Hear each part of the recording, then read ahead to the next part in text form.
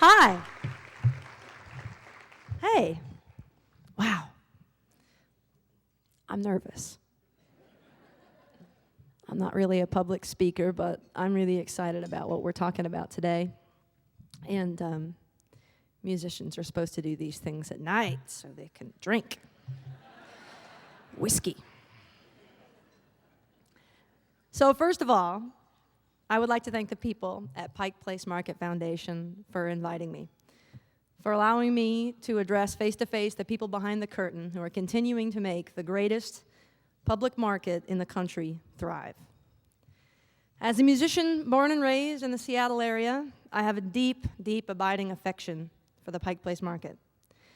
From the artisan vendors who I've made friends with over the years, to the foodies and the connoisseurs who've extended my palate and created my problematic obsession with buying olive oils,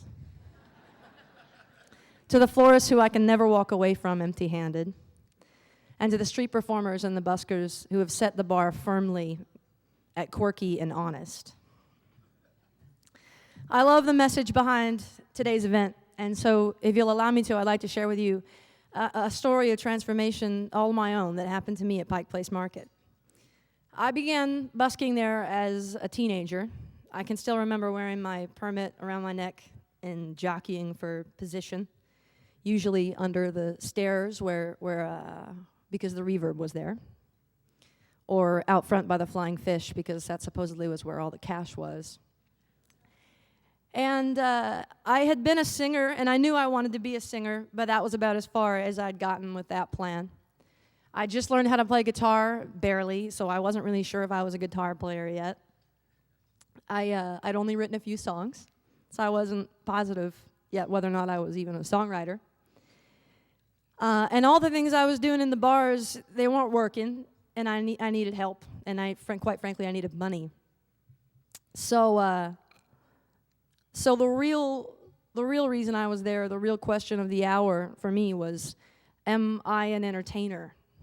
Can I reach people? Do I know how to make people stop and listen to me? Can I compete with the Flying Fish? And, then came the how-tos. Do I need to learn Sweet Home Alabama? That didn't work. Do I need to learn how to dance and shuffle my little feet around while I'm playing guitar like Dave Matthews? That didn't work. Definitely didn't work. Do I need to look sullen and withdrawn, sad, overly excited, try to portray some emotion on my face I'm not feeling? Day after day, trial and error, crash and burn. And then until one day, I just forgot myself, and my eyes were closed, and when I opened them, a small crowd had gathered. And I knew that I'd done something right, wasn't quite sure what yet. And over time, I started to notice that these small crowds would gather whenever I felt powerful, whenever I was saying something that I believed in, and most importantly, saying it loud. So guess what happened then? The crowds got big. They got really big. The crowds turned into thousands of people all over the world. And I can tell you without a shadow of doubt that somewhere in the periphery when I'm playing at Red Rocks or at the Grand Ole Opry or at the White House, I haven't forgotten that the Pike Place Market introduced me to my power.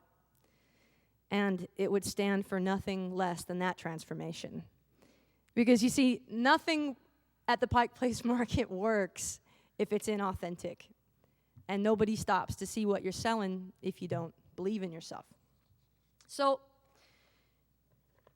dreams come true. Life is good. And there are plenty of things to talk about when you're talking about dreams coming true that are beautiful. But there's a few things that are complicated and nuanced. And I found myself more than one time at the threshold of a moral dilemma. And I've asked myself the question, why the success enjoyed by a few of us is denied to so many people, equally as deserving, hardworking, and talented. And forget about success. What about basic human need and rights. And so what this line of questioning did is it brought me to the conclusion that an artist who's been lifted up by the people has a moral obligation, which is actually a privilege, I think, a privilege, to marry their artistic agenda with humanitarian efforts and outreach. And in 2008, this caused me to start the Looking Out Foundation with Tim and Phil Hanseroth. Those guys are the twins in my band. I don't know if you guys know them. For us, donating $1 a ticket per concert and having lots and lots of local fundraisers has awarded us the beautiful opportunity to channel hundreds of thousands of dollars and resources into the causes that we believe in. And this stands out to me as our band's greatest achievement. So, why, thank you. You're too kind. Recently I've been educated. Recently I've learned that the Pike Place Market is not only the best public market anywhere ever, and I stand by that, but it also has the biggest heart. And I was surprised to learn about the people living in and around Pike Place Market. I was surprised to learn about the way that they're blessed every day by access to their basic needs, and those needs far beyond basic as well. And of all of the charitable organizations, nonprofit 501c3s, and foundations that I've learned from over the years, I think that the Pike Place Market Foundation has achieved the greatest balance between outreach and joy. Their neighborhood model is a brilliant example of community and compassion. There is so much more that I'm passionate about within regard to this foundation. Learning how to address you today has been a big thing for me. I'm not a public speaker, like I mentioned, and I've done a lot of research into this foundation, and I'm extremely inspired. So I could talk about the things that they're doing all day, and I can talk about the things that they can do with your help for even longer, but I'm only allowed to talk for 10 minutes. So,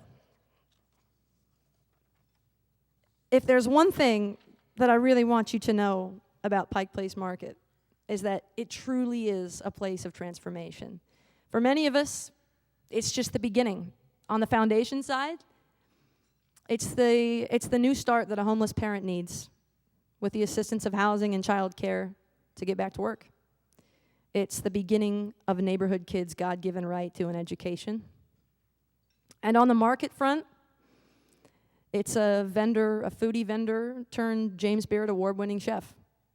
It's a street performer turned Benaroya Hall headliner. And I don't want to jinx it, but I think that little Starbucks thing could be huge. Just a hunch. I'm going to leave you with one last story of transformation. Just before my last 3-night stand at Benaroya Hall, I was shopping at the Pike Place Market, looking for those beautiful flowers that you all know exactly what I'm talking about, to give to band and crew and moms and families. And I heard the kind of stop you in your tracks music that can only really be described by me as the truth. And it's the kind that leads you to it. And so I started looking. I started looking for where it was coming from. And if I hadn't been looking down, I might not have noticed it, because it was coming from a 7-year-old and a 9-year-old boy. Both playing fiddle, both wearing Wellington boots, eyes closed, completely unaware of the crowd that had gathered, and it was huge, by the way. They were out of this world. So I listened for a little while, threw a few bucks in their case, and I asked them where their folks were. And they pointed to a smiling couple a few feet away, also wearing Wellington boots. And I went up to him and I asked him if they thought maybe their boys would be interested in getting up on stage on Saturday night at Benaroya Hall and playing that number. And at first they were genuinely worried about trauma and the size of the crowd, but reluctantly they agreed. And I'll tell you what, man, it was fun having those wide-eyed boys around backstage at Benaroya Hall that day, watching them sound check, meet the symphony for the first time, getting their little instruments signed.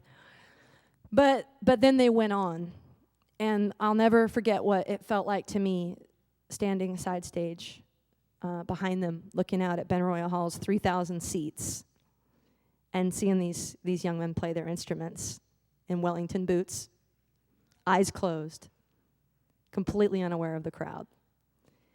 And I was seeing them find their power and witnessing the same transformation that I'd gone through just years earlier, and it all took place at the Pike Place Market. Thank you. So we're going to do some more things this afternoon, and I wanted to tell you about my story and about what the Pike Place Market means to me. We're going to ask for assistance. We're going to play some videos. We're going to play a video here in a few minutes, but when I sing, I'm going to put my guitar case out in front of me one last time. And I'm going to ask you guys to lend a hand to what Pike Place Market Foundation is trying to do here and to help our neighbors and help further this goal of transformation that has been possible for me, possible for those two boys, and possible for so many of you affiliated with the Pike Place Public Market. I thank you so much for listening to me today and letting me speak to you, even though it's not really what I do. Thank you so much, everybody.